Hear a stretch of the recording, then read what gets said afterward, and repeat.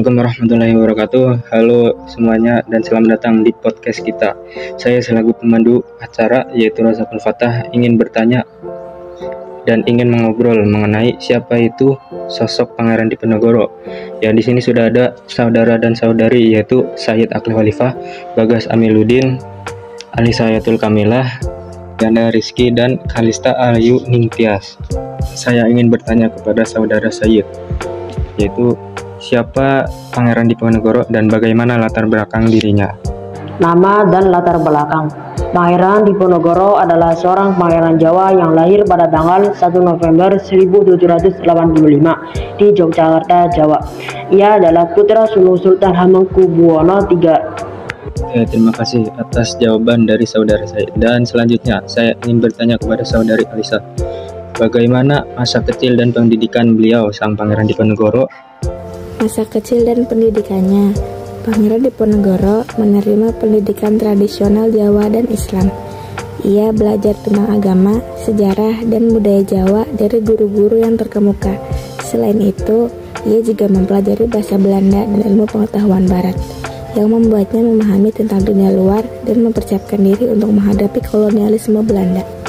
Oke, terima kasih atas jawaban dari saudari Alisa. Selanjutnya saya ingin bertanya kepada saudara Bagas, bagaimana perjuangan dan pengaruh Pangeran Diponegoro dalam memimpin Perang Jawa, yaitu pada tahun 1825 sampai 1830. Perjuangan dan pengaruh.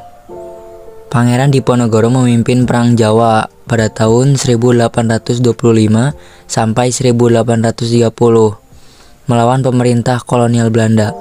Ia dianggap sebagai pahlawan nasional Indonesia karena perjuangannya melawan kolonialisme Belanda.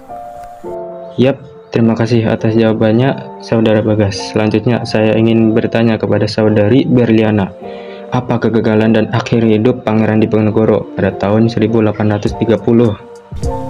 Pada tahun 1830, Pangeran Diponegoro ditangkap oleh pasukan Belanda dan dibuang ke Makassar, Sulawesi Selatan. Ia kemudian dipindahkan ke Manado dan akhirnya ke Batavia, sekarang Jakarta. Pangeran Diponegoro meninggal pada tanggal 8 Januari 1855 di Batavia dalam usia 69 tahun. Ia dimakamkan di Taman Makam Pahlawan Kalibata, Jakarta. Ya, terima kasih atas jawabannya dari saudari Berliana. Selanjutnya saya ingin bertanya kepada saudari Kalista, apa warisan yang ditinggali oleh Pangeran Diponegoro setelah terjadinya Perang Jawa? Pangeran Diponegoro dianggap sebagai pahlawan nasional Indonesia karena perjuangannya melawan kolonialisme Belanda. Namanya diabadikan sebagai nama jalan, kota, dan monumen di Indonesia. Ia juga menjadi inspirasi bagi banyak pejuang kemerdekaan Indonesia lainnya, seperti Soekarno dan Hatta. Pangeran Diponegoro akan selalu diingat sebagai seorang pahlawan yang berani dan gigih dalam memperjuangkan kemerdekaan Indonesia. Terima kasih atas jawaban dari saudara dan saudari. Ya, mungkin sampai sini saja podcast kita hari ini.